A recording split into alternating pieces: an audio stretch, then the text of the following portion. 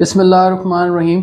अस्सलाम वालेकुम नाज़रीन, मैं हूं Umar Farooq and you are watching current affairs with Umar Farooq. नाज़रीन, जो टॉपिक आपके लिए आज हम पेश कर रहे हैं वो है हाइब्रिड वॉर के ऊपर। नाज़रीन, आपको बताएंगे कि हाइब्रिड वॉर क्या चीज़ होती है और ये किसने शुरू की, इसका आज की दुनिया में कितना असर है। पाकिस्तान क्या अपनी हाइब्रिड वॉर के हवाले से काफ़ी मुश्किलात का शिकार है और क्या पाकिस्तान अपनी हाइब्रिड वॉर हार रहा है, इसके बारे में मुकम्मल डिटेल्स इस वीलॉग में आपको बताएंगे। नाज़रीन, सबसे पहले मैं आपको बताता हूँ कि हाइब्रिड वॉर क्या है। बेसिकली इसे हम फिफ्थ जनरेशन वॉर भी कहते हैं।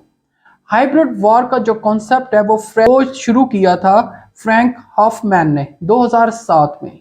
ये इसे हाइब्रिड वॉर का इसने एक आइडियोलॉजी पेश की, वो है किसकी, हाइब्रिड वॉर के ऊपर।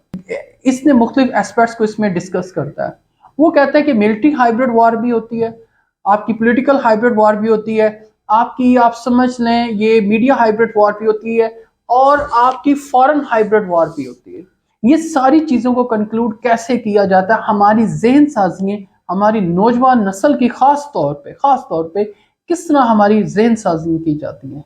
आपको पता है कि दुनिया में, और इसके साथ साथ एक और चीज़ वो कहते हैं कि इलेक्शन के ऊपर, इलेक्ट्रॉनिक सिस्टम के ऊपर भी, जो हमारे इलेक्शंस होते हैं उसके ऊपर भी ये असरअंदाज होती है कि हमारे जो दुश्मन ममालिक होते हैं वो अपने मनपसंद के कैंडिडेट अपने दुश्मन ममालिक में उनको खड़ा करते हैं और किस तरह वो इलेक्शन जितवाते हैं। आपको मैं इसकी डिटेल्स ऐसे बताता हूँ। हाइब्रिड वॉर का कॉन्सेप्ट जैसे मैंने कहा 2007 में शुरू होता है और इसमें सबसे पहले ये जो हाइब्रिड वॉर है वो शुरू की जाती है यूक्रेन के अंदर, रशिया और यूक्रेन के अंदर, कि रशिया इंटरफेरेंस करता है। मगर इससे पहले आपको पता है कि जब अमेरिका ने या यूरोपीय ममालिक ने किसी जगह पे जंग लड़नी होती है नाज़रीन, वो हाइब्रिड वॉर फेंकते हैं पूरी दुनिया के ऊपर। वो कौन सी वॉर फेंकते हैं? वो मीडिया वॉर फेंकते हैं। वो लोगों की जहन साजी करते हैं। अब देखें, मैं इराक नहीं जा सकता या मैं अफगानिस्तान नहीं जा सकता, तो मैंने तो मीडिया को बैठ के फॉलो करना है ना, कि मीडिया मुझे क्या कह रहा है, मैंने उसके मुताबिक अपना जहन बना लेना कि जो ये कह रहे हैं वो ठीक कह रहे हैं। और वो क्रेडिबिलिटी उनकी इतनी ज्यादा क्रिएट कर दी जाती है दुनिया में या उस मुल्क के अंदर के लोग उनकी बात को बड़ा वैलिड समझते हैं। अमेरिका ने जंग करनी थी कहां पर? अफगानिस्तान के ऊपर। अमेरिका कहता है कि उसकी 9/11 का अटैक अफगानिस्तान से हुआ, हालांकि अफगानिस्तान के लोग ये कहते हैं कि हमारा कोई बंदा वहां शामिल नहीं था। उन्होंने अगले दिन जो ही वो अटैक होता है 9/11 का, जिस दिन, उससे अगले दिन ही वो कह देते हैं prime suspect Osama bin Laden. वो पूरी दुनिया में मीडिया के जरिए कंपेन करते हैं। आपको पता है दुनिया में जितना बड़ा मीडिया है ना, वो ज्यादातर जूश कंट्रोल के ऊपर है, ज्यादातर जूश कंट्रोल के ऊपर है। जितने कॉलमिस्ट होंगे दुनिया के, मशहूर मशहूर अखबार नवीस होंगे, वो सारे ज्यादातर जूश कंट्रोल में होते हैं। उन्होंने एक मीडिया वार फेंकी पूरी दुनिया के अंदर। ये देखिए हमारे बंदे मर्डर होके, कत्ल होके, मार दिए गए इस हादसे में, और ये इसका मौजिब कौन बना जी? उसामा बिन लादेन बना। लिहाजा हमें उसके ऊपर एक वार करनी है। लोगों के दिलों में एक नफरत पैदा की गई तालिबान के लिए, उन्होंने वो काम किया और उसके ऊपर अटैक कर दिया। लोग तालिबान से नफरत करने लग गए। चलें, ये बात तो उनकी हो गई कि अटैक उन्होंने किया था, ठीक है। अब इसके बाद इनका मूड किया, इनका ब्रिटिश का, यूके का, कि अब जनाब इराक के पास ऐसे वेपन ऑफ मैस डिस्ट्रक्शन हैं कि जो पूरी दुनिया के लिए खतरनाक है। इसके लिए उन्होंने पूरी दुनिया में कैंपेन लॉन्च की, प्रिंट मीडिया के जरिए, इलेक्ट्रॉनिक मीडिया के जरिए। उस वक्त सोशल मीडिया का वजूद नहीं हुआ था, लिहाजा इसके ऊपर उन्होंने कैंपेन लॉन्च करते हैं। वो कहते हैं कि ये देखें, ये वेपन ऑफ मैस डिस्ट्रक्शन है, और जो सद्दाम हुसैन की पता नहीं कहाँ से वीडियोस उसके जुल्म की उठा के लाए और दुनिया को बताया गया कि इसकी रिजीम चेंज होनी बहुत जरूरी है, लिहाजा उसकी रिजीम को चेंज कर दिया गया। इसी तरह सीरिया, जिस जिस मुल्क में इन्होंने काम करना होता है ना, उसके ऊपर ये मीडिया वॉर फेंकते हैं। आजकल सोशल मीडिया का दौर है। इसी तरह हमारे मुल्क के अंदर भी एक हाइब्रिड वॉर जारी है। हाइब्रिड वॉर कौन कर रहा है? हम कहते हैं हमारे दुश्मन ममालिक करते हैं। ये हाइब्रिड वॉर जो कि इंडिया पाकिस्तान के ऊपर, अब लोग डायरेक्ट वॉर नहीं लड़ते। पहले मिलिट्री वॉर लड़ी जाती थी, अब ये हाइब्रिड वॉर लड़ते हैं सोशल मीडिया के ऊपर। आपने देखा होगा कि आईएसपीआर कई दफा बयान जारी करता है कि ये देखें, ये सोशल मीडिया के जरिए इदारों के ऊपर चढ़ाई कर दी गई है। वो बेसिकली जब अकाउंट चेक किए जाते हैं तो वो पाकिस्तान से ज्यादा इंडिया से ऑपरेट हो रहे होते हैं। इससे क्या, क्यों? क्योंकि हमारे लोगों की, हमारे इदारों के खिलाफ जेन साजी की जाती है कि social media, Twitter, Facebook, YouTube या अपनी मनपसंद लोगों के सहाफ़ी मुख्तलिफ جو ٹی وی چینلز ہیں ان کے اوپر جو لوگ بیٹھے ہوئے ہیں ان کے اوپر بھی لوگ الزام لگاتے ہیں کہ یہ پاکستانی تو ہیں مگر ان کا ایجنڈا بیرونی ہے، یہ باہر کے لوگوں سے پیسے لے کر یہ ہائبرڈ وار کرتے ہیں، یہ ہماری ذہن سازی کرتے ہیں۔ جتنے آپ کے کالم نویس ہیں ان کے اوپر بھی ہمارے لوگ الزام لگاتے ہیں زیادہ تر لوگوں کے اوپر کہ یہ بھی لوگ کالم لکھتے ہیں مگر وہ پیسے لے کے لکھتے ہیں اور وہ ہمارے ذہن کو بدلنے کی کوشش کرتے ہیں۔ پاکستان میں جتنا ینگسٹر ہے تقریباً 60% کے قریب آبادی کا کہا جاتا ہے کہ ینگسٹرز ہیں۔ آپ کو پتہ ہے ہر بندے کے پاس موبائل فون ہے، وہ موبائل فون کے اوپر فیس بک، ٹویٹر یا جو بھی ان کا من پسند سوشل میڈیا کا پلیٹ فارم ہوتا ہے وہ اسے یوز کرتے ہیں اور اس سے اپنا ذہن بناتے ہیں۔ عمران خان صاحب کے اوپر بھی یہ الزام لگایا جاتا ہے کہ یہ سوشل میڈیا کے ذریعے لوگوں کی ذہن سازی کرتے ہیں۔ سب سے تگڑا جو سوشل میڈیا کا نیٹ ورک ہے نا ناظرین، وہ پی ٹی آئی کے پاس ہے، اس کے بعد نون لیگ کے پاس ہے، پیپلز پارٹی کے پاس نہ ہونے کے برابر میرے خیال میں ہے ہی نہیں ہے ان دونوں کے پاس، مگر سب سے زیادہ جو سٹرونگ ہے وہ ان کے پاس ہے۔ انہوں نے 2013 سے لے کر اب تک جتنا اپنی کیمپین کیا یا جتنا لوگوں کو اپنی طرف قائل کیا ہے نا، وہ سب سے زیادہ سوشل میڈیا کے ذریعے کیا ہے اور لوگ ان کے ساتھ آ گئے۔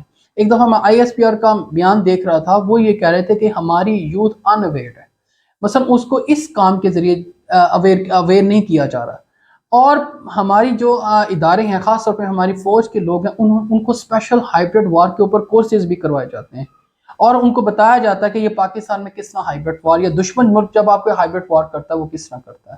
آپ کو پتا ہوگا ایک ہائبرڈ وار ہمارے بچوں کے اوپر لانچ کی جاتی ہے، وہ ہے کارٹون کے ذریعے۔ ناصرین آپ کو پتا ہے کہ ہم مسلمان ممالک ہیں نا خاص طور پر ان کے اوپر جو ہمارے یوتھ و نسلین وہ خاص نظر رکھتے ہیں۔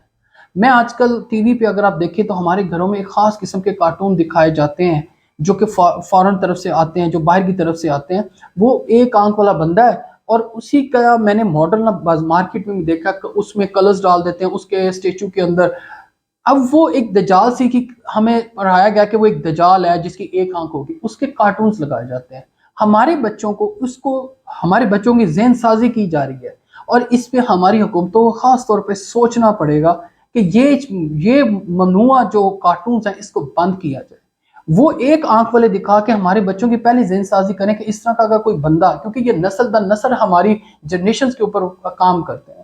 میں نے یہ مارکیٹ میں کئی اسٹیچوز دیکھے ہیں، جیسے میں بتا رہا تھا کلرز والے، تو یہ کارٹونز ہمیں دکھائے جاتے ہیں ہماری خلاقیات، تاکہ یہ جب دجال کا تو یہ آئے گا تو یہ دجال جب آئے گا تو یہ لوگوں کو ایک عام سا شخصیت لگے گی۔ یہ بات سچ ہے۔